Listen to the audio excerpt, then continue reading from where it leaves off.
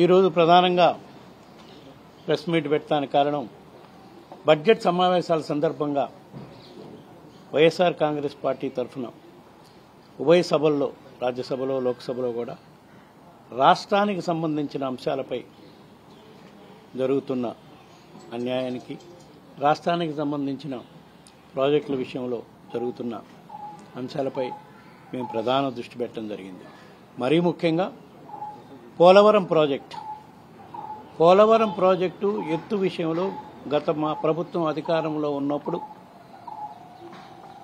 45.75 మీటర్స్కి ఎత్తుతో నిర్మాణం చేయాలని, దానికి సంబంధించిన ఎస్టిమేట్స్ కూడా సుమారుగా ప్రాజెక్ట్ కాస్ట్ 57,000 కోట్ల రూపాయలకి సంబంధించి కేంద్రానికి నివేదికలు పంపించడం కూడా జరిగింది.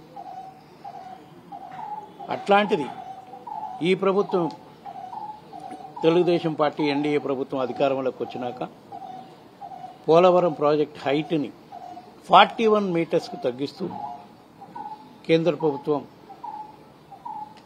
జీవో ఇవ్వటం జరిగింది. అదేవిధంగా 57,000 కోట్ల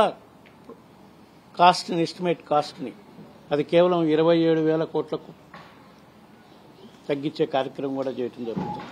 అంటే సుమారుగా రాష్ట్రానికి 30,000 కోట్ల రూపాయల పోలవరం ప్రాజెక్టు కింద రావాల్సిన నిధులు గురించి మేము పార్లమెంట్లో ఉభయ సభల్లో కూడా ప్రశ్నించడం జరుగుతుంది. మరీ ముఖ్యంగా ఈ హైట్ తగ్గించడం వల్ల రాష్ట్రం ఏ విధంగా నష్టపోతుంది? ఎందుకంటే పోలవరం అనేది ఆంధ్రప్రదేశ్ రాష్ట్రానికి జీవనాడి లాంటి ప్రాజెక్టు.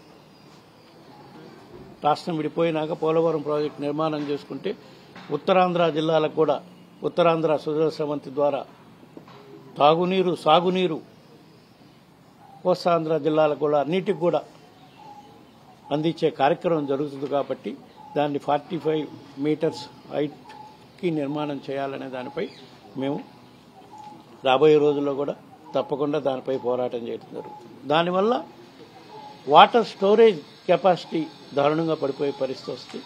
దానివల్ల ఉత్తరాంధ్ర ప్రాంతానికి నీళ్లు ఇచ్చే పరిస్థితి ఉండదు. ఎందుకంటే అది 45.9 మీటర్స్ కనుక ప్రాజెక్ట్ నిర్మాణం జరిగితే ఆల్మోస్ట్ 195 టీఎంసీ స్టోరేజ్ కెపాసిటీ వస్తుంది. అదే 41 మీటర్స్కి తగ్గించడం వల్ల కేవలం 114 టీఎంసీ సామర్థ్యమే ఉంటుంది. కాబట్టి నీటి లభ్యత పూర్తిగా తగ్గిపోయి ప్రాజెక్టు యొక్క మొత్తం ప్రయోజనాలకే దెబ్బతీసే పరిస్థితి వస్తుంది. కాబట్టి దీనిపై తప్పకుండా మేము రాబోయే రోజుల్లో కూడా కేంద్ర ప్రభుత్వం దృష్టికి తీసుకెళ్లి దీనిపై పోరాటం చేసే కార్యక్రమం చేస్తామని చెప్పి ఈ సందర్భంగా తెలియజేసుకుంటున్నాం. అదేవిధంగా ఇంకో ప్రధాన అంశం రాష్ట్రానికి సంబంధించినప్పటికీ విశాఖపట్నం రైల్వే జోను మేము గత 5 సంవత్సరాల్లో పలు సందర్భాల్లో మా ముఖ్యమంత్రి జగన్మోహన్ రెడ్డి గారు, అప్పుడు ముఖ్యమంత్రిగా ఉన్న జగన్మోహన్ రెడ్డి గారి నాయకత్వంలో మా ఎంపీలంతా కూడా పోయి అడగడం జరిగింది. సరే, వివిధ కారణాల వల్ల అది అప్పుడు చేయలేకపోయారు. ఇప్పుడు రైల్వే జోను శాంక్షన్ చేయటమే కాక పనులు ప్రారంభించే కార్యక్రమం కూడా చేశారు. కానీ దాంట్లో రాష్ట్రానికి ఇంకొక అన్యాయం జరుగుతుంది. విశాఖపట్నంలో రాబోయే రైల్వే జోన్లో వాల్తేరు డివిజన్ని పూర్తిగా దాంట్లో ఉండేటట్టుగా కూడా చేయాలని, ఎందుకంటే ఇప్పుడు దాన్ని మళ్ళీ వాల్తేరు డివిజన్ స్ప్లిట్ చేసే కార్యక్రమం జరుగుతుంది. కాబట్టి స్ప్లిట్ చేసి జీవో ఇచ్చే కార్యక్రమం చేశారు. కాబట్టి దాన్ని కూడా అడ్డుకోవాల్సిన పరిస్థితి ఉంది. దానిపై కూడా మేము ఉభయ సభల్లో దీనిపై చర్చించే కార్యక్రమం రాబోయే రోజుల్లో చేస్తామని చెప్పి ఈ సందర్భంగా తెలియజేస్తున్నాం. ఇంకో ప్రధాన అంశం రాష్ట్రానికి సంబంధించినంత వరకు స్టీల్ ప్లాంట్ పునరీకరణ చేయడం కోసం, పురోగతిని మళ్ళా సాధించడం కోసం స్టీల్ ప్లాంట్లో కేంద్ర ప్రభుత్వం 11,000 కోట్ల రూపాయలు నిధులు ఇవ్వటం వరకు బాగానే ఉంది, మంచి పరిణామమే. కానీ ఈ రోజు కూడా స్టీల్ ప్లాంట్ ఎంప్లాయీస్కి గత 4-5 నెలల నుంచి పూర్తి స్థాయిలో జీతాలు మాత్రం ఇచ్చే పరిస్థితి లేదు. కేవలం 30%, 50%, 60% మాత్రమే జీతాలు ఇచ్చే కార్యక్రమం జరుగుతుంది. కాబట్టి దీన్ని కూడా తప్పకుండా అందులో పనిచేసే ఉద్యోగస్తులందరికీ కూడా పూర్తి స్థాయిలో జీతాలు కేంద్ర ప్రభుత్వం విడుదల చేసే విధంగా కేంద్ర ప్రభుత్వం ఒత్తిడి తీసుకొచ్చే కార్యక్రమం కూడా చేస్తాము.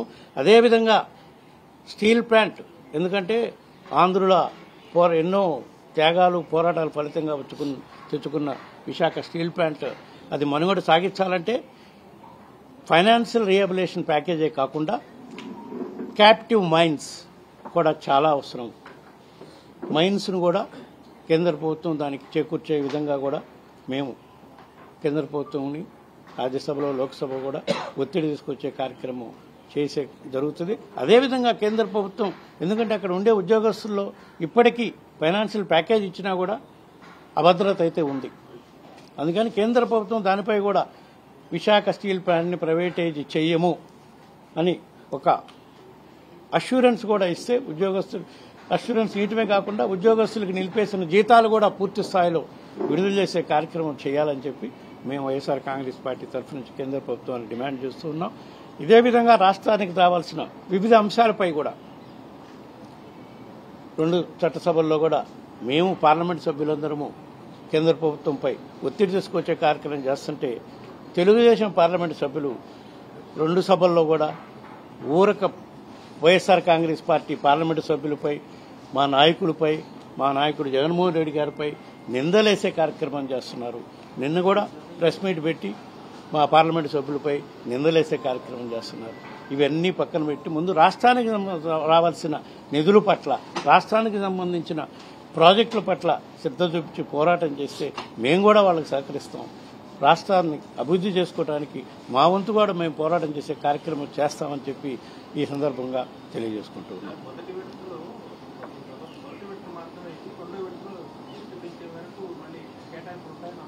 శాంక్షనింగ్ అయితే ఇవ్వాలిగా, 45 మీటర్స్ శాంక్షనింగ్ అప్రూవల్ ఇవ్వాలి కదా.